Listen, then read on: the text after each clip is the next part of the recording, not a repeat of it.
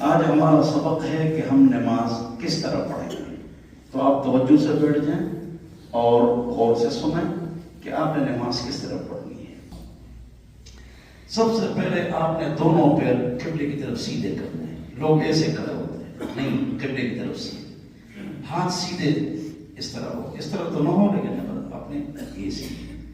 بعض لوگ اقامت میں ایسے کھڑے ہوتے ہیں, اقامت کے بعد ایسے کرتے ہیں, نہیں, ہاتھ سیدھے ہوں. پھر زبان سے نیت کرنا یہ کیا ہے؟ نہ فرض ہے, نہ واجب ہے, نہ سنت ہے, سنت بھی نہیں ہے. ہم ابھی امام کی پیچھے نماز پڑھتے ہیں, 2 رکعت فرض پڑھتے ہیں, فجر کی نماز پڑھتے ہیں, اللہ کی رضا کے لیے جو ہم الفاظ بولتے ہیں یہ قرآن و حدیث میں نہیں. آپ کس لیے ہیں؟ فجر کے لیے اللہ اکبر, عید کے لیے ہے اللہ اکبر, جمعے کے لیے ہے اللہ اکبر. تو یہ ضروری ہے کہ آپ نے سیدھے کھڑا ہونا ہے نماز کے لیے. پھر ہاتھ اقامت کے دوران اس طرح باندھنا نہیں ہے. پھر جب آپ توجہ سے بیٹھ جاؤ, توجہ کرو.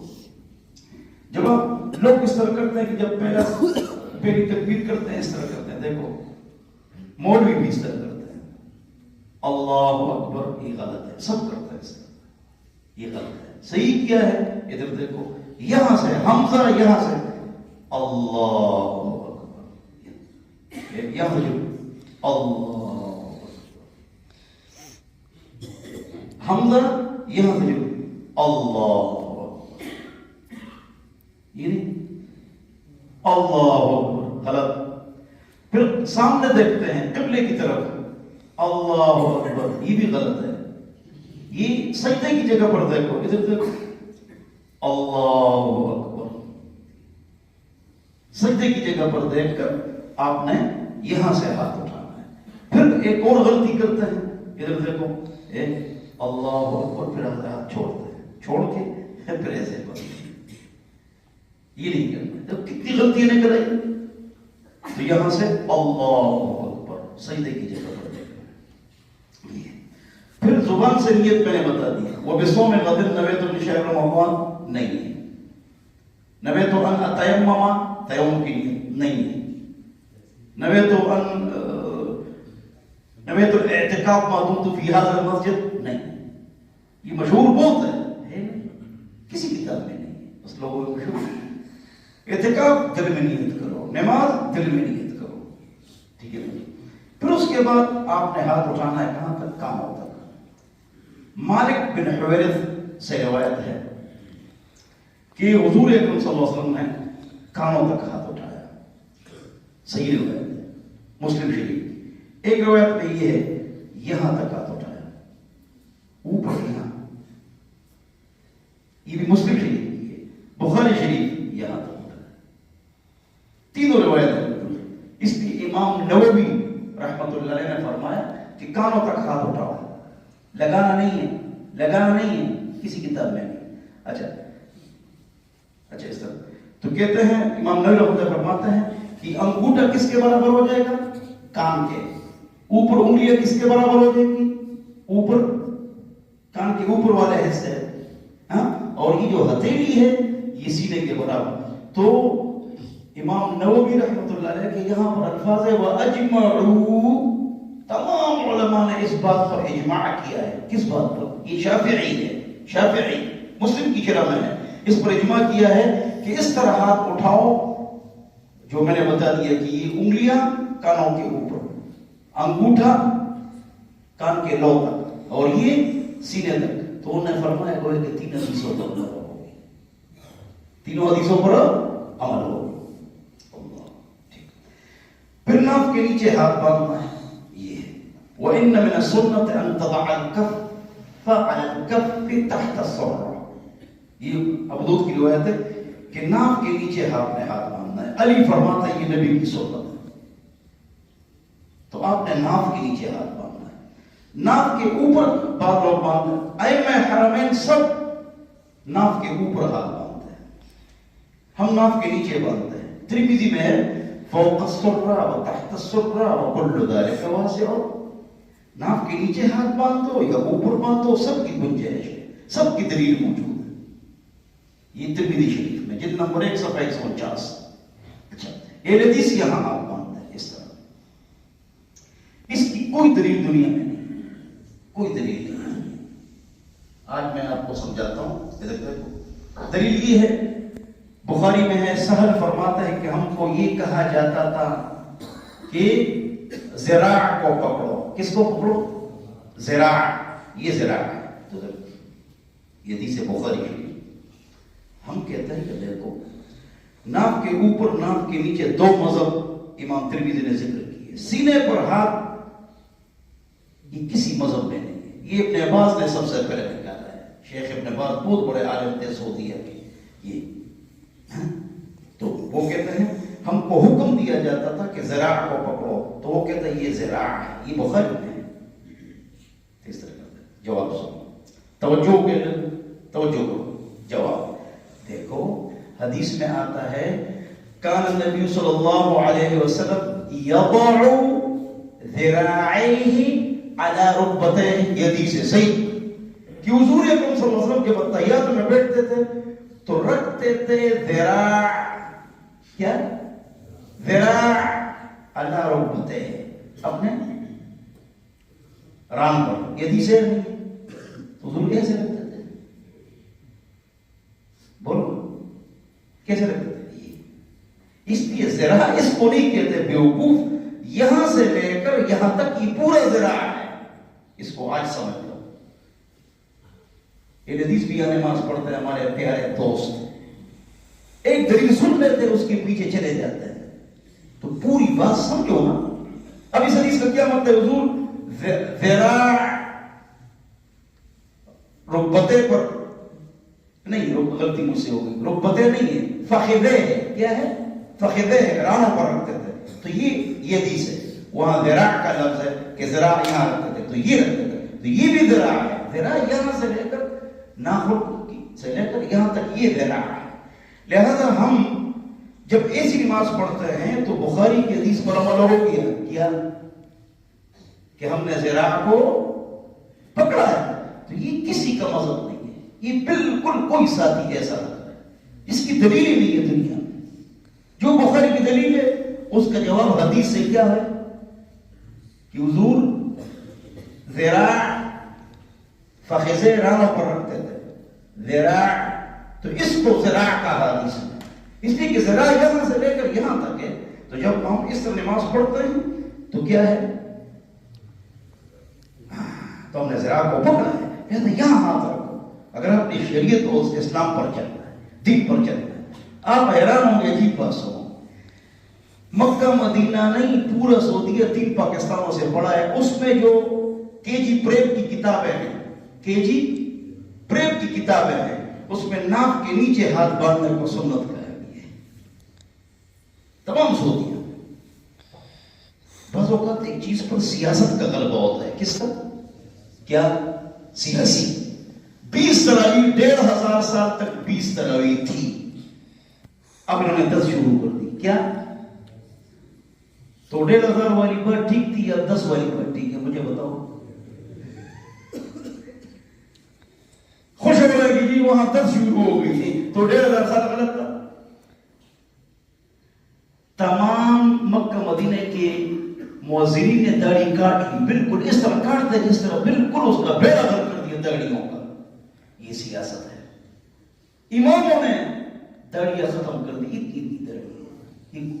امام کے لیے، عالم کے لیے داڑھی کاٹنا یا ایک مجھ سے کم یہ گناہ کبیرہ ہے، اس کے پیچھے مکروہ تحریمی ہے نماز۔ اب وہ سنت بھی نہیں پڑھتے ہیں، ارد گرد ڈش بھی لگے ہوئے ہیں، داڑھی بھی کاٹ لی مؤذنین نے، اماموں نے داڑھی چھوٹی کر لی، تو اس کا مطلب یہ ہے کہ اب یہ جو چھوٹی چھوٹی داڑھی یہ شریعت ہے؟ نہیں، یہ ان کی غلطی ہے۔ کیا ہے؟ کہ بس جلدی چاند چھوٹ جائے، 10 رکعت اور باپ ہو، یہ مسئلہ ہے۔ ٹھیک ہے نا جی؟ اللہ ہم سب کو سمجھ عطا فرمائے۔ اس کو آپ سمجھ گئے ہوں گے کہ یہ ناف کے نیچے آپ ہاتھ باندھیں اگر آپ نے نبی کی حدیث پر چلنا ہے۔ کس پر چلنا ہے؟ ہاں، اس طرح۔ اب ترمذی نے 2 مذہب بیان کیے، بس یہ ضروری ہے کہ آپ جس چیز پر عمل کریں اس پر آپ کو یقین ہو۔ اچھا، پھر آپ ایسے کریں، آپ نے صحیح دیکھیں پوری نماز سبق اس کا ترجمہ سیکھو، اس کے بعد آپ نے رکوع میں جانا ہے۔ رکوع میں جب آپ جائیں گے توجہ چاہیے، ہاتھ سیدھے، پیر سیدھے، پیر ٹیڑھے غلط، ہاتھ ٹیڑھے غلط، دونوں سیدھے. اور اس کو پکڑنا ہے. کیا کرنا ہے؟ اس کو کیا کرنا ہے؟ میں ایک پیر پر کھڑا ہوں نا 3 گھنٹے کھڑا ہو سکتا ہوں، اور تم اگر گر گئے. کیوں؟ تو تم اتنا کھانا کھاتے ہو، اتنا مال بیٹھاتے ہو، تو پھر کیسے آپ لے ہو؟ میں 24 گھنٹے میں 1 روٹی کھاتا ہوں بس، نہ ناشتہ اور نہ زور کا کھانا. اور 30 سال ہو گئے 10 بجے کے وضو سے عشاء کی نماز پڑھتا ہوں. 30 سال ہو گئے. جب کھاؤ گے تو بس لیٹرین بار بار جاؤ گے، اور پیٹ بھی موٹا ہوگا اور چل بھی نہیں سکو گے. دفعہ خیٹی منی بولی ختم کرو یہ پیٹ، بولو انشاءاللہ ختم کرو، پیٹ نہیں ہونا چاہیے. چلو ایک لطیفہ سنو. وہ ہمارے جاوید صاحب موبائل والے جاوید صاحب، اس کا بھائی یورولوجسٹ ہے، گردے، ڈاکٹر سرحد، اس کا بھائی عطا اللہ، تینوں کے اتنے پیٹ. ہمارے دوست اچھے نیک. وہ پشاور جا رہے تھے تو پشاور میں ایک حکیم ملا کہ نہیں کیا آپ نے پیٹ رکھا ہوا ہے، میں آپ کو ایسا چورن دوں گا کہ آپ کے پیٹ جو ہے نا وہ کیا ہو جائیں گے، بالکل اسمیل ہو جائیں گے، ٹھیک ہو جائیں گے، سلم ہو جائیں گے، لہذا وہ آپ کھائیں انشاءاللہ آپ ٹھیک ہو جائیں گے. تو جاوید نے اس کو تھپڑ مارا، کہہ رہے چل، کہہ رہے کروڑوں روپے پر دمبے اور بکروں پر ہم نے اس کو موٹا کیا ہے، آپ کے 10 روپے کی چورن پر ہم اس کو کم کریں گے. چل نہیں سمجھے، کہہ رہے میں بڑا مال کھایا ہے، دمبے تھے بکرے. تو بہرحال یہ لطیفہ ہو گیا. تو آپ نے کیا کرنا ہے؟ اس طرح رکوع کرنا ہے، پھر اس کو پکڑنا ہے. ادھر دیکھو، ادھر دیکھو، ادھر پکڑ کے توجہ اس طرح کچھ اس طرح ادھر پکڑنا ہے، اس پکڑنا ہے. یہ ٹیک لگاتے ہیں، اسے ٹیک لگے یہ ایسے نہیں پکڑو، پکڑو. پھر بعض لوگ رفع دین کرتے ہیں. ہمارے حدیث بزرگ حدیث میں ہے لہذا سے لڑائی مت کرو. اب ہم رفع دین نہیں کرتے تو ہماری تو بھی دلیل ہونی چاہیے. کیا ہونا چاہیے؟ امام مالک تعامل اہل مدینہ کو دیکھتے ہیں، حنیفہ صحابہ کے درس میں بیٹھتے ہیں، وہ کہتے ہیں رفع دین نہیں. امام احمد، امام شافعی ہمارے بزرگ ہیں، یہ آئے ہیں 204 سال بعد، 204 سال بعد. حنیفہ صحابہ کے درس میں بیٹھ رہے ہیں، تابعی ہے، صحابہ کو دیکھ رہے ہیں، ان کے درس میں ان سے حدیثیں لی ہیں، تابعی ہے. وہ فرماتے رفع دین نہیں. امام مالک کتنے بڑے محدث، وہ فرماتے لا عارف و رفع الیدین، میں رفع دین نہیں جانتا. اگر کوئی کہتا کہ ہے سجدے کے وقت رفع دین تھا، منسوخ ہو گیا. سلام کے وقت رفع دین تھا، منسوخ ہو گیا. شیعہ کرتے ہیں، ہم کہتے ہیں منسوخ ہے، تو ہم کہتے ہیں باقی بھی منسوخ ہے. دلیل وہ نہیں فرماتے نہیں ہے، امام مالک فرماتے نہیں. تو جو صحابہ ہوتے ہیں وہ کہتے نہیں ہے. جو 256 سال بعد 256 سال بعد امام بخاری رفع دین ہے، شافعی 150 سال کے بعد رفع دین ہے، امام احمد 204 سال بعد کہ رفع دین ہے. یہ ہمارے بزرگ ہے تو بس لوگ کرتے ہیں، لہٰذا ان سے مت ڈالو. لیکن پہلے والوں کی بات زیادہ صحیح ہوگی یا بعد والوں کی؟ 1 2 توجہ چاہیے تاکہ جو ہم نماز پڑھیں تاکہ ہم مطمئن رہیں، اور جو رفع دین کرتے ہیں وہ کرے رہے. لیکن ہماری نماز کو غلط نہ کرے. کیوں؟ یہ دلائل ہے. امام ترمذی فرماتے ہیں، گھر جا کے دیکھ لو، وہ بھی یقول غیر واحد من اہل العلم اصحاب النبی صلی اللہ علیہ وسلم، اکثر صحابہ رفع دین نہیں کرتے. اکثر صحابہ رفع دین، یہ ابن مسعود کی حدیث کو انہوں نے مارکس دی ہے. ابن عمر کی روایت پر وہ فرماتے ہیں جو رفع دین کیے، بخاری مسلم کیے، وہ بھی یقول بعض اہل العلم اصحاب النبی، بعض صحابہ رفع دین کرتے ہیں، اکثر نہیں کرتے. امام ترمذی کے لیے مارکس. تو بعض کرتے تھے، لہذا آج بھی مکہ مدینہ میں 90% لوگ رفع دین نہیں کرتے. اس لیے کہ آدھا مصر نہیں کرتا ہے، آدھا مصر رفع دین نہیں کرتے، عرب ہے.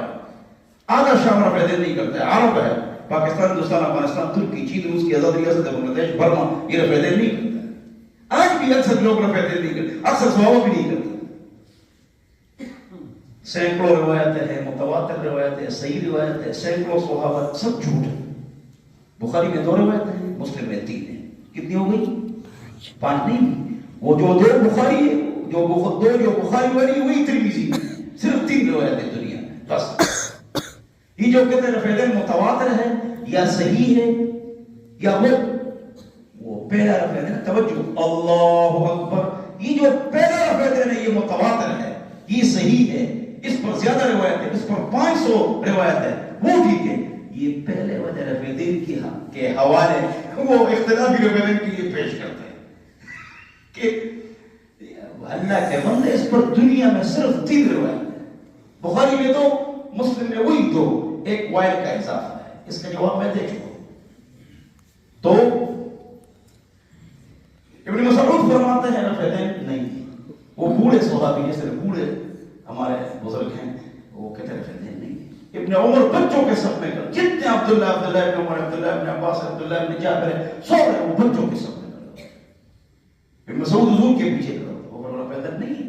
ابن عمر فرماتے ہیں رفع دین ہے، ان سے روایت ہے بخاری مسلم. لیکن امام بخاری کا استاد ہے المصنف ابی بکر بن ابی شیبہ، وہ فرماتے ہیں کہ ابن عمر نے آخر عمر میں رفع دین چھوڑ دیا تھا. اس کا شاگرد کہتا ہے میں ابن عمر کے ساتھ 10 سال رہا، میں نے رفع دین کرتے ہوئے اس کو نہیں دیکھا. عبداللہ ابن زبیر نے رفع دین کیا مکہ میں. باغ کے ایک آدمی ابن عباس کے پاس ہے، یہ کیا کر رہا ہے؟ کہہ رہے یہ بھی حضور کی سنت ہے. حضور کی آدمی کیوں بھاگ کے آیا؟ عام رواج نہیں تھا، عام رواج نہیں تھا. تو رفع دین کے حوالے سے میں نے آپ حضرات کے سامنے بات کر لی. ابن مسعود سے ایک روایت قولی ایک فعلی ہے، جو قولی ہے وہ ضعیف ہے، جو فعلی وہ مضبوط ہے. پھر رکوع آپ نے کرنا، رکوع کے بعد آپ سجدے میں جائیں گے، سجدے میں جائیں گے، درس لمبا ہوگی، آج اتنا کافی ہے، پھر کل انشاءاللہ بات کریں گے.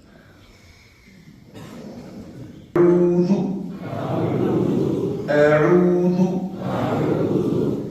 حمزہ الگ عین الگ، اعوذ اعوذ، ذال زبان کا سلام پر دانتوں کے ساتھ، ذال ثا، ذالک ثم ذالک ثم اعوذ اعوذ، عین الگ حمزہ الگ، اعو اعوذ ذو نہیں ذو اعوذ. اس پر ہم نے 4 دن لگائی ہے. اللہ صلی اللہ. یا اللہ ہم کو دین کے ساتھ، دینی علم کے ساتھ محبت نصیب فرما.